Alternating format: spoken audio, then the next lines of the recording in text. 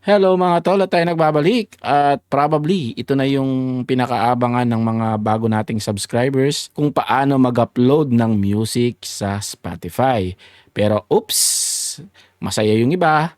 Yung iba ay palagay ko malulungkot dahil may konting bayad ito. Nasa inyo kung gusto nyo pang ituloy or hindi. Pero syempre, seryosong income yung pag-uusapan natin. Somehow, syempre gagastos ka kahit naman sa pagtatrabaho, di ba?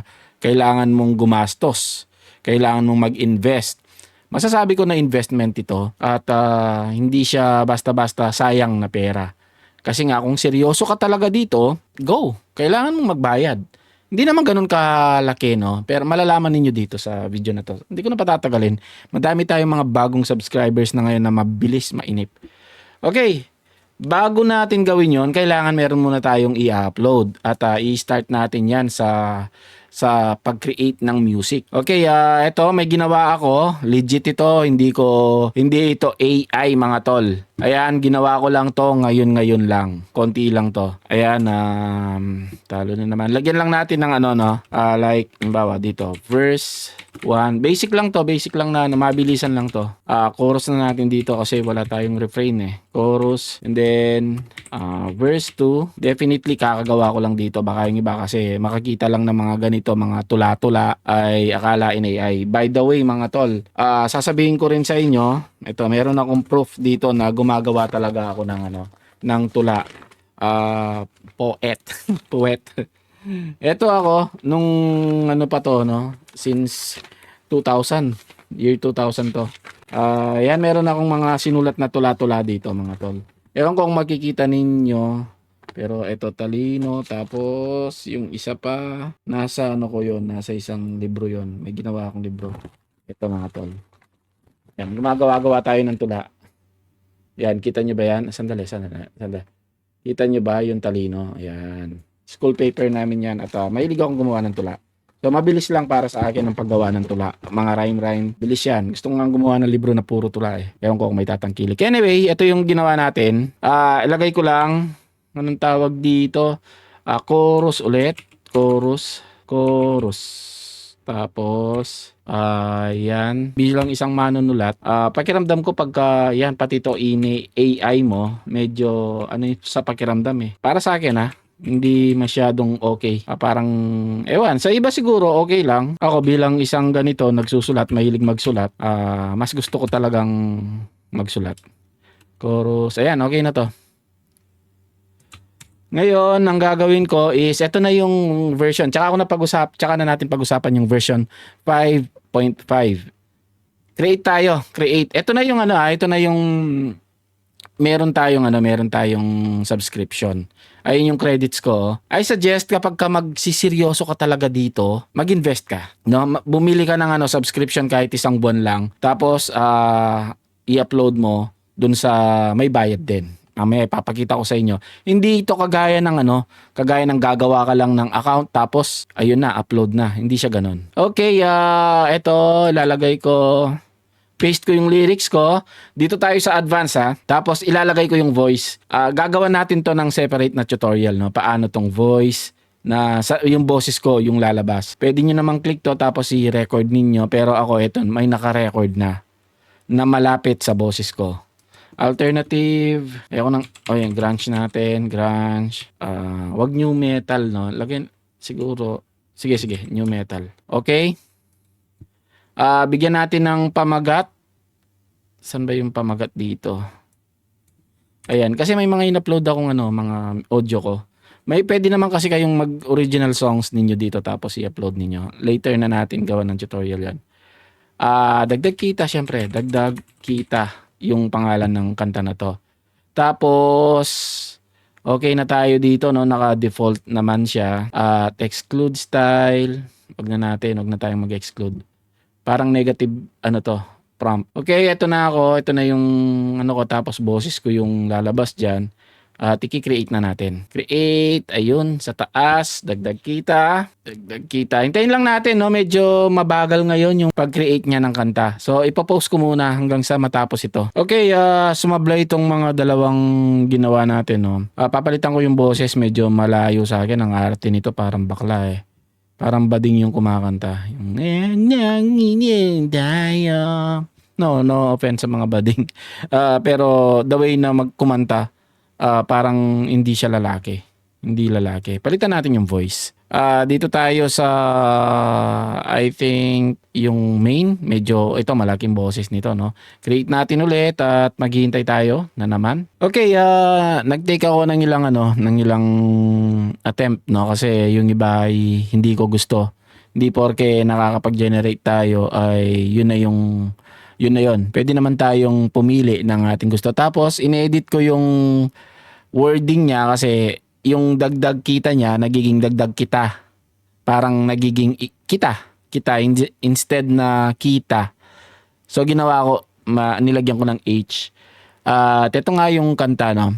Paparinig ko sa inyo pero i-upload ko to mamaya. Papakita ko sa inyo paano yung proseso. At again, maglaro kayo sa mga words. Minsan kasi yung mga words niya ay napapalitan. Like yon, dagdag, imbis na dagdag kita, nagiging dagdag kita. Okay, ito yung napili ko, yung sa taas. Paparinig ko sa inyo na para alam nyo rin na ito yon.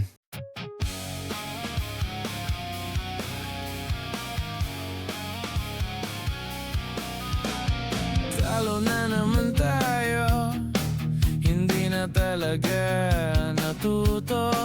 Hanggang kailan ba ganito? Labas doon, labas dito. Okay, yun na yung pinakamalapit na nakuha niya sa boses ko. At tinignan ko naman yung kanta, kaya ko naman, no? Kaya ko naman yung tono niya, no? Kaya lang, syempre, hindi natin makukuha ng 100%. Parang yung ano lang naman din, no? Parang si Ellie Buendia, di ba? Ang ganda-ganda sa mga, nung unang panahon, pero ngayon magaling na siya talagang, kahit sa live. Nung unang panahon kasi, makikita mo ang ganda-ganda sa record, tapos pagka nagla-live, aminado naman siguro siya na minsan sa mga live may nagpipikyak pa nga siya, nahihirapan sa mismong tono niya, no? Ganon din naman dito, no? At I think medyo kaboses na rin natin. Yan. Kailan ba magbabago? Yan. Kailan ba magbabago? Parang ano rin tinaas lang ng konti yung boses ko. At yung in-upload ko naman, kumakanta din talaga naman kasi yun Panalo. Kaya ko to. Pagka kunwari sumikat tong kanta na to, tapos nag-request yung mga kaibigan, yung mga kakilala na pakikanta naman ng live. Kailangan at least malapit-lapit at kaya mo.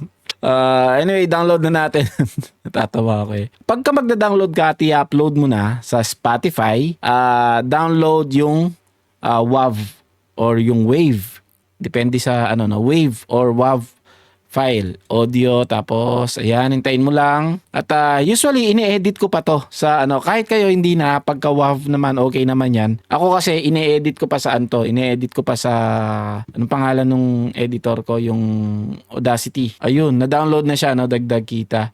Tapos ang gagawin ko dito, ilalagay ko sa isang folder. At ngayon, ipapakita ko na sa inyo yung proseso paano tayo mag-upload.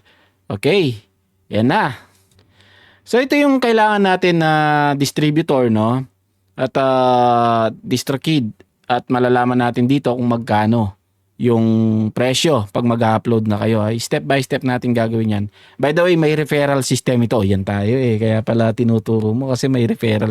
Bahala kayo kahit hindi kayo mag-sign up sa akin. Anyway, lalagay ko pa rin yung link sa ibaba. Bahala kayo kung ngayon nyo. Marami ang mga at least dalawa yung alam kong distributor, pero definitely sigurado marami yan. Meaning pagka-distributor, sila yung mag-handle ng mga legal na bagay para sa iyo. Get started, tapos pwede kayo mag-sign up using your Google account, your Apple ID. Ito yung niya, yung bayad niya. Ayan, ang mura lang. Merong $2 per month. At ibibill niya annually $24. So magkano yun? $24. Magkano lang? Times 60. Pero I suggest na dito na kayo sa Musician Plus. Ito yung mga makukuha mo pagka nag-sign up ka dito sa Musician Plus. Tapos dito sa pagka ka naman, producer ka naman, nag-handle ka, yun, idea yun, no? Kung marami kang kilalang artist. $7 per month. Ang mura na nito. 89, ito na yung ano nyo. Palagay kung meron naman din kayong budget, ito na yung kunin ninyo na para makuha ninyo yung monitoring your music on Spotify. Makikita ninyo dun sa, meron kayong ano, parang back office. Okay, ang kailangan natin ngayon, Spotify for Artists. Ma-access ninyo to. Ilalagay ko na rin sa description, no? artist.spotify.com. Ang gagawin ninyo, kung meron na kayong account is log in.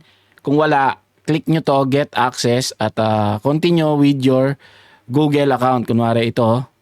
At magkakaroon na kayo ng account. Continue nyo lang, tuloy-tuloy, tapos no Spotify account, sign up. Yan, so kailangan pala natin mag-sign up, no? Nagsa-sign in ako. Sign up with Google. Ayun, sign up. Basta makita ninyo yung sign up. Tapos lagay nyo lang yung mga details ninyo. Tuloy-tuloy nyo lang to. Pero siguro try ko na, no? Try ko na rin at skip natin siguro to. Makikita nyo yung birthday ko. Malalaman kung gaano na ako katanda sa mundo. Ayun, sign up. Step 2. Sasabihin mo lang dito, artist or manager, no? Dito tayo, kunwari. Yan, claim an artist profile. Music not yet live on Spotify. Click nyo lang yan. Hintayin nyo lang yung ano ninyo, yung pag-upload na ituturo ko bago kayo magkaroon ng access. At least ngayon, meron na kayong account. So, punta na tayo kung saan tayo mag-upload ng music, which is yung DistroKid kanina. Okay, so DistroKid, pagbukas ninyo at nakapag-sign up na kayo sa DistroKid at nakabili ng subscription, kung alin yung mapipili ninyo dito, pagka nakapag-subscribe na kayo, by the way, hindi pwede ang dalawang account dito. Like ako, same name, no? Yung kumikita kong channel dati, which is yung Child. Kaya nga nagkaroon ng Child Production kasi dati, yung account ko, kumita na rin ng nasa ano yun 50 or 60, kumita na doon. Ngayon, gumawa ako ng bago, 5 yung artist, tapos nagdagdag ako kanina lang. Pwede ka magdagdag kasi ng artist. Kung nakapag-sign up na kayo, balik na tayo dito. Ito na yung makikita ninyo niyan. Ito. Yan na yung makikita ninyo, ganito. Ang gagawin natin, unang gagawin kasi dyan is mag-upload ka para makuha mo yung artist name. Yung mga dito, at saka na natin pag-usapan, no? Dito muna tayo sa upload. Upload music. Pag mag-upload kayo ng music, naka-ready na yung music ninyo na nagawa sa Suno, make sure meron din kayong image na gagamitin. Ipapakita ko lang, no? Yung image na gagamitin natin dito is 3000 by 3000 pixel. Ayan, kahit sa Canva nyo lang gawin. Kunwari, ito, gagawin natin na dagdag kita. Since yan yung pamagat natin, deletean lang natin. Delete, magic background. Bahala na kayo kung paano ninyo gawin yung background ninyo, pero mahalaga dito is 3000 by 3000. Yan, nag-generate lang tayo dito tapos ida-download na natin. Okay, balikan natin to. Mahalaga is ilagay ninyo sa isang folder para hindi kayo malito yung music at saka yung thumbnail. Okay, syempre i-upload natin sa Spotify, lagay nyo na rin yung TikTok para pagka sinearch nila sa TikTok, nandun din yung kanta mo. Deezer, lahat ng pwede dito. Roblox, pwede mo rin ilagay. Kung ayaw nyo ng maraming pinipilapan, sa Apple Music tanggalin nyo to at saka yung iTunes. Kasi dito, may kailangan ka pang pilapan sa ibaba. Pero ilalagay ko na rin just in case na gusto ninyong gawin yon. Lahat na to ay na-check na natin. Snapshot. Yes, I own 100% of the publishing. I-on nyo lang yan. No? Tapos, has this single been previously released? No, diba? Ito na ngayon yung pangalan. Lalagay ninyo dito kung ano yung pangalan ng magiging artist. Dagdag kita. Grabe, sinayang ko yung isang slot, no? Para lang sa example na to. Artist already in Spotify. Since wala pa tayo talagang Spotify, ang gagawin ninyo dito is no, I don't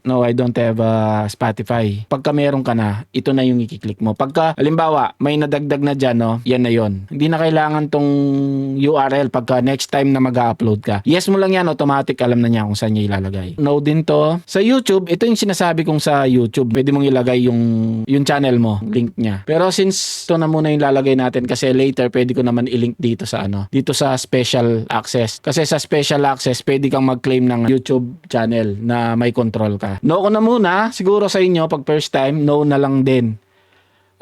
No na din dito Instagram, no na rin dito. Then sa release date, meron tayong tinatawag na na i-release mo pa lang after a few days para may chance kang masama sa editors list ng Spotify. Pwede mong gawin na i-release mo pa lang to sa March, ano na ba tayo ngayon, 30. Gagawin mong April 11, yan. Pero tayo gagawin natin is today. Today, lagi nyo lang click pagka ngayon yung ano. Ako, today kasi yung gagawin ko. Then, record label, gawa ka na lang. Gawa ka na lang. Like, record label mo is, ikaw din kasi mismo eh. Lalagay natin, dagdag kita. Then, language is Tagalog. Primary gender, genre. Lagay na lang natin na alternative. Pero, kung gusto ninyong iba, meron din naman dyan. Metal. I think more on alternative yung sa atin. Second genre, wag na natin. Ngayon, ito na yung mahalaga. Yung sinasabi ko sa inyo na 3,000 by 3,000 square na JPEG format. Ayan, click natin at punta tayo dito sa, ayun. Pamagat nito is dagdag kita. Kung ano yung papamagat mo sa kanta. Add feature artist to this song, wala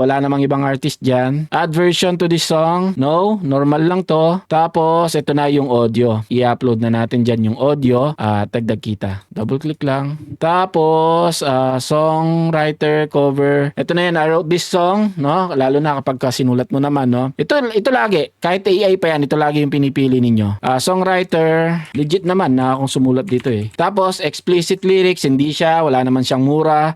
Is this radio edit? No. Instrumental, this song contains lyrics. Ayun, meron siyang lyrics. Tapos, let the clip start time, let the streaming service decide. Yan na lang natin. And then, ito, ayan nyo na yung presyo ng Amazon na ganito, no? Kasi wala nang bibiling ano dyan. Or pwedeng yan, mura na lang siguro. Bahala kayo. Yan yung presyo. Ngayon, ito kailangan natin to. Additional requirements. Itong sa Muse. Ito yung sinasabi ko sa inyo. Yung kung ayaw ninyong marami pang fill up, wag na ninyong isama yung Apple. Total, Spotify lang naman yung concern ninyo, no? Pero ako kasi, malay nyo. Add na natin to, no? Dagdag kita, ang role natin dito is producer. Lalagay natin dito is other instrument. Yan, other instrument na lang. Tapos, performer, dagdag kita. Producer. Ito pala yung producer eh. Executive producer, ayun, pwede rin, no? Digital, ayun. Digital editing engineer, pwede yan.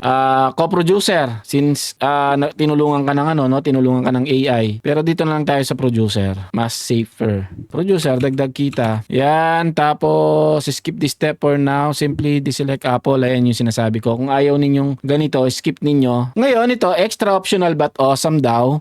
Discovery pack, dati kong nilalagyan ng ganito eh. Minsan kasi pagka naipon yan, halimbawa, meron kang naipon mo, 2,000 na kanta. Imagine 2,000 times 0.99 times 2,000. Grabe, solid din.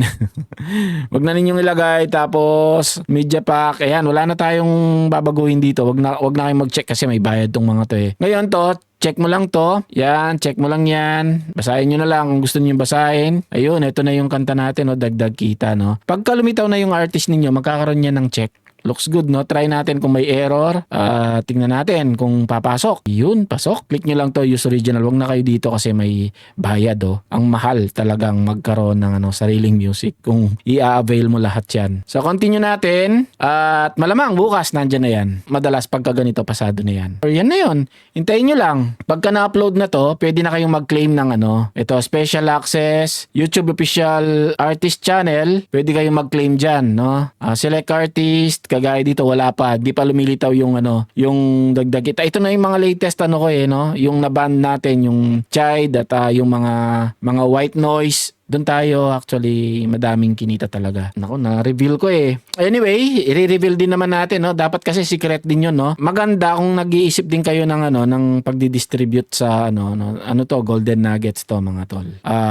Yun, no. Yung mga white noise. Ito kagaya dito sa Spotify, check natin, no. Sleep. Check niyo muna yung mga artist name kung meron kayong kapareho, wala. Make sure na wala.